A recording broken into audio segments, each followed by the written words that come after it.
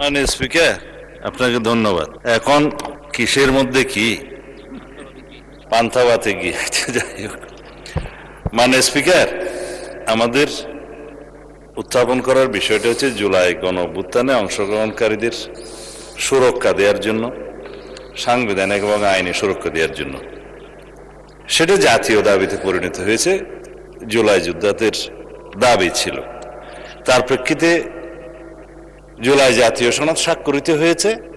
তার মধ্যে অঙ্গীকারনামার একটা দফা ছিল এবং সেই দফাটা পরবর্তীকালে যেদিন সই করব সেদিনও একটা আন্দোলনের প্রেক্ষিতে আমরা অনুরোধ করে কমিশনকে অ্যামেন্ডমেন্ট আনিয়েছিলাম তাদের দাবির প্রেক্ষিতে। তার মানে যারা জুলাই গণ অভ্যুত্থানে, ছাত্র গণ অভ্যুত্থানে অংশগ্রহণ করেছিলেন তাদের উপরে তো হানাদার বাহিনীর মতো গণহত্যাকারী আওয়ামী লীগ এবং তাদের সন্ত্রাসী গোষ্ঠী এবং পেটুয়া বাহিনী নিপীড়ন চালিয়েছে, অত্যাচার চালিয়েছে, গণহত্যা চালিয়েছে।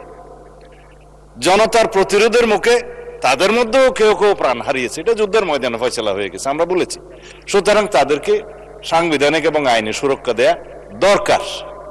সেই প্রেক্ষিতে এই আইনটা, অধ্যাদেশটা ইন্টারিম গভর্নমেন্ট প্রণয়ন করে সবার মতামতের প্রেক্ষিতে।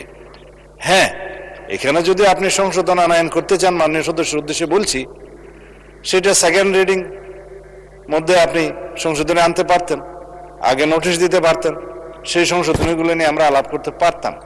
সেটা এক্সট্রা স্টেজ।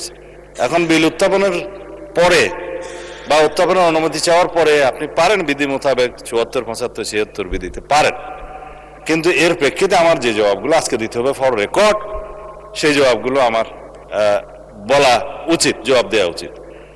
এখানে ক্রিকেট কন্ট্রোল বোর্ড কিভাবে আসলো মাননীয় স্পিকার?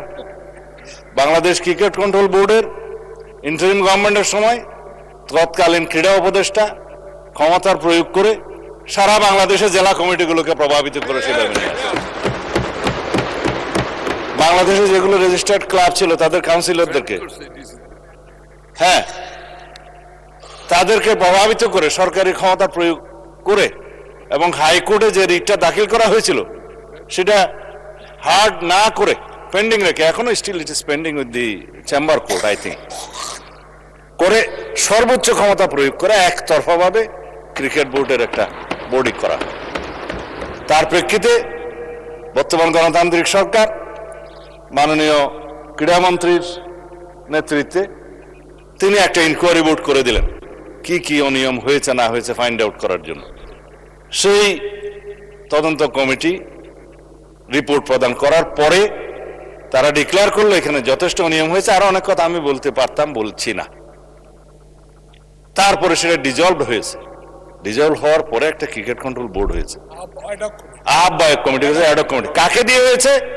এই দেশের কৃতি ক্রিকেটার, বাংলাদেশে সবচেয়ে পরিচিত, সারা বিশ্বে পরিচিত তামিম ইকবালকে দিয়ে।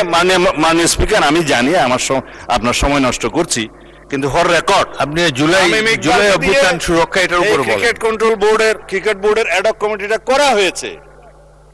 আমরা এখানে কোনো বাপের দোয়া মায়ের দোয়া করি নাই। এখন এতদিন পর্যন্ত শুনতাম মায়ের দোয়া পরিবহন আছে, আজকে মাননীয় সদস্যের কল্যাণে দেখলাম বাপের দোয়া কমিটিও আছে। যাই হোক, মানবাধিকার কমিশন নিয়ে উনি কথা বলেছেন, এটা বলতে হয়, জাতির কাছে কিন্তু ভুল রিপোর্ট যাচ্ছে মাননীয় স্পিকার। হ্যাঁ, ৩ মাসের ভিতরে ক্রিকেট কন্ট্রোল বোর্ড ইলেকশন দেবে তারা বিধি মোতাবেক। মানবাধিকার কমিশন মাননীয় স্পিকার, গুম কমিশন এবং আইসিটি অ্যাক্ট, তিনটার মধ্যে ওভারল্যাপিং আছে। আইনমন্ত্রী পরিষ্কার করে কয়েকদিন আগে বলেছেন, আমরা একটা স্বাধীন মানবাধিকার কমিশন করতে চাই যার সাথে মিল থাকবে গুম আইনের, যার সাথে মিল থাকবে আইসিটি আইনের। কারণ গুমের কারণে যে বিচারটা আইসিটি কোর্টে এখন করা হচ্ছে, আইনটা পরিবর্তন করে, যার সাজা যাবজ্জীবন এবং মৃত্যুদণ্ডও আছে খুব সম্ভবত। ইনভেস্টিগেটিং এজেন্সি তাদের আছে, প্রসিকিউশন টিম আছে, তদন্ত টিম আছে। তারা প্রসিকিউশন যখন একটা চার্জশিট দাখিল করে, ওরা বলা হয় ফ্রেমিং অব দি চার্জের আগে ফর্মাল চার্জ দাখিল করে। এই ফর্মাল চার্জ দাখিল করার পরে ইভেন সেই ইলেকশন করার জন্য আর উপযুক্ত থাকে না। এই শক্তিশালী আইনটার সাথে ম্যাচিং না করে আরো কম সাজার বিধান করে একটা টেম্পোরারি তদন্ত করার একটা দায়িত্ব মানবাধিকার কমিশনকে দিয়ে ১-১.৫ বছর সময় বিনষ্ট হবে।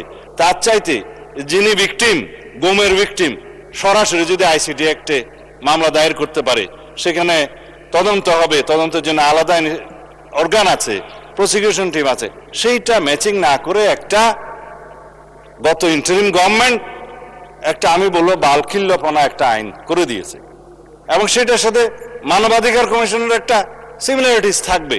স্ট্রং মানবাধিকার কমিশন আমরা করতে চাই। এখন যে মানবাধিকার কমিশনকে যে সমস্ত ক্ষমতা দেওয়া হয়েছে তার সাথে স্টেক হোল্ডারদের আলাপ আলোচনা ছিল না। স্টেক হোল্ডারদের সাথে আলাপ আলোচনা করতে হবে।